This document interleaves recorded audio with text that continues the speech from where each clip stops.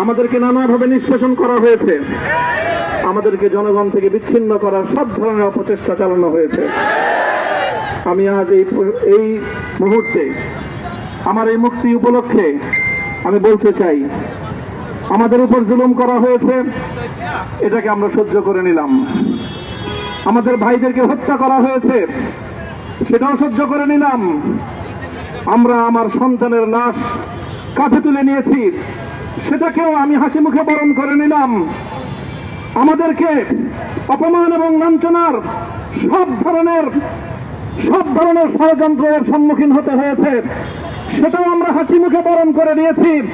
কিন্তু আল্লাহর জমিনে আল্লাহ এবং তার রাসূলের কোন সম্মান এক মুহূর্তের জন্য আমরা বরদাস্ত করে নেব না।